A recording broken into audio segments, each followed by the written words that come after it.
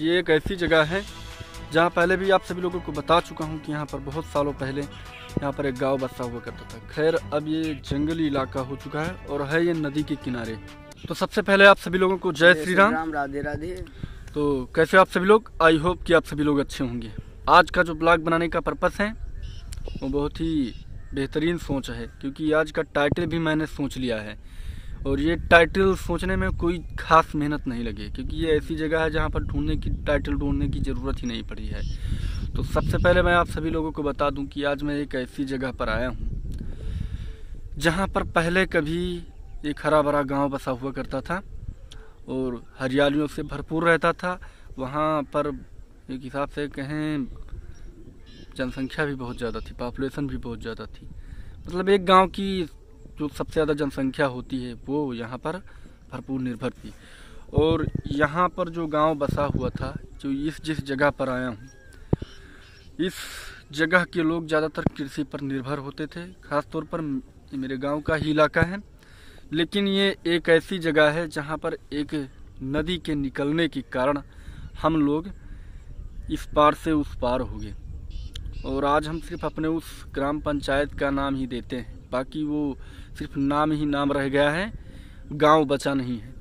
जैसा कि आप सभी लोगों को बता दूं कि हम लोग अपने ग्राम में हम लोग लिखते हैं आबर, बट अगर हम डिटेल में ज़्यादा जाते हैं तो हम उसको आबर ग्राम पंचायत पैगापुर लिख देते हैं। तो पैगापुर एक ऐसी जगह है जहां पहले कभी एक हरा भरा गांव हुआ करता था। एक बाढ़ के कारण पूरा गांव बह गया, एक नदी आई, उस नदी ने दो गांवों को अलग कर दिया, इस पार से उस पार हो गए। बट वो गांव जो गांव अलग हुआ था, सबसे मेन था, जो कहते थे कि पहले कभी हरा भरा हुआ करता था, वो उसका अब नामो निशान नहीं रहा। सिर्फ हम उसको ग्राम पंचायत में ही लिखते हैं। तो आज मैं उसी जगह का आप सभी लोगों को दिखाने वाला हूँ व्यू।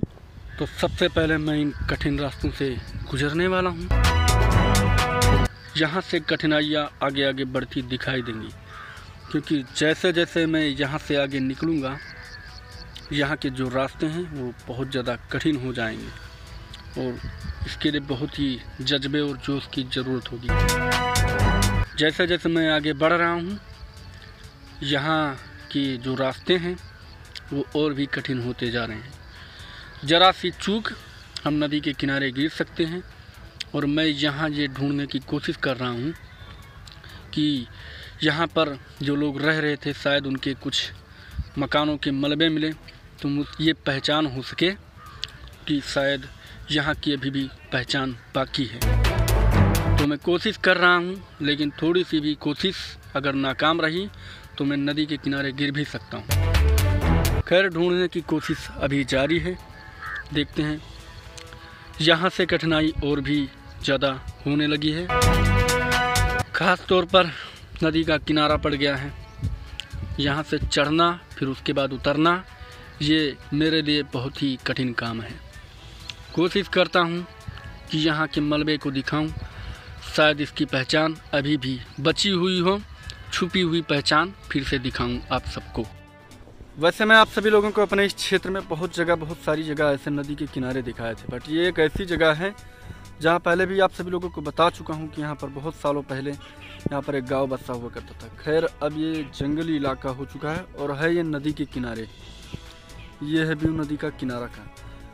तो ऐसे सुबह सुबह का व्यू है। और ये यहाँ पर हम लोग आए थे, तो हम लोग बहुत पहले से यहाँ पर ब्लॉग बनाना चाहते थे, बट अब हम लोगों को फाइनली समय मिला तो हम लोग यहाँ का ब्लॉग बनाने आ चुके हैं। और बज रहे हैं सुबह के 5 और ऐसे हम नदी के किनारों का ब्लॉग आप सभी लोगों को बहुत पहले भी दिखाए थे। सच कहूँ तो ऐसे रास्तों पर चलना मेरे लिए सबसे कठिन काम है। इन रास्तों पर चढ़ने के लिए बहुत ही मेहनत करना पड़ा है और अभी भी यहाँ से मेहनत जारी है। जैसे जैसे मैं आगे बढ़ रहा हूँ, फिर से ये वही रास्ते और भी ज़्यादा कठिन होते जा रहे हैं। ये नदी के किनारे यहाँ पर चलना, ये मेरे लिए बहुत बड़ा काम है। वैसे सच कहूँ तो आज मेरे इस गांव में, ख़ास तौर पर सच कहूँ तो पिछले कई दिनों से यहाँ पर बारिश नहीं हुई है। मानसून बना ही नहीं था, बट आज ऐसा लग रहा है कि ये मानसून बन ही रहा है। बारिश होने की संभावना है। बहुत खुशी मिलेगी कि आज अगर हमारे गांव में बारिश हो जाएगी, क्योंकि बहुत बड़ी समस्या हो चुकी है इस समय।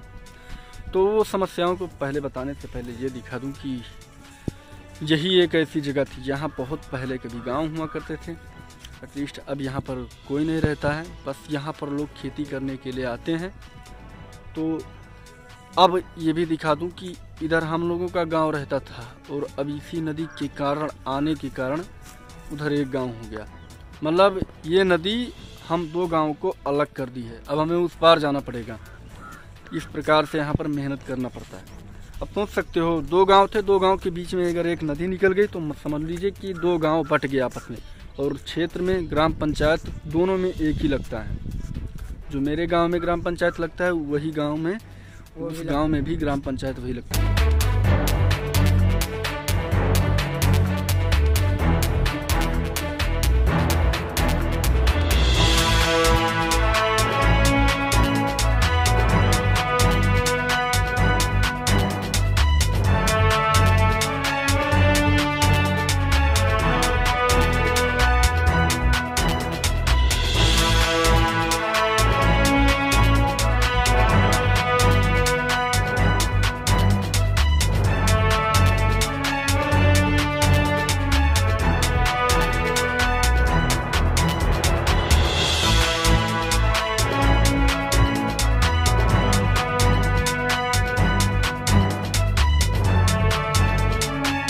और हाँ, एक बात और भी बता दूँ, ये जो नदी है ना, ये दिखने में जितनी शांत लगती है उतनी शांत है नहीं।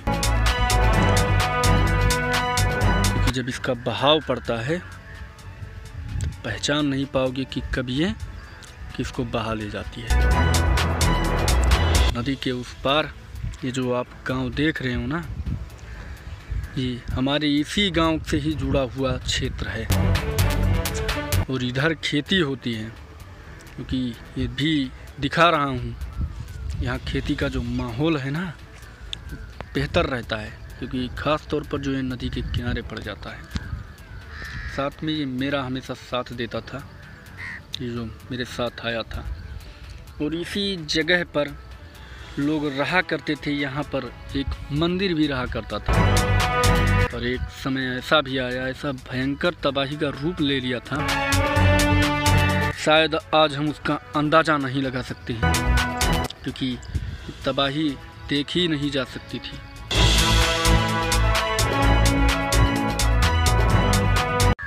और अब बचे भी तो क्या बचे, ये घास फूस के मैदान, ये बड़े बड़े बांस के पेड़, और यहाँ पर बस खेती करने लोग आते हैं, क्योंकि समय ही बदल चुका है। यहाँ पर अब रहने वाला कोई है ही नहीं। तो आशा करता हूँ कि मेरा ये ब्लॉग अच्छा लगेगा। वैसे मैं तो यही सोच रहा हूँ कि शायद ये ब्लॉग ना चले, लेकिन अगर किसी भाई को अगर अच्छा लगे तो ज़रूर लाइक करें, शेयर करें एंड सब्सक्राइब तो ज़रूर करें। तो मिलते हैं अगले किसी नेक्स्ट वीडियो के साथ। तब तक के लिए राम राम, जय जय श्री सीताराम।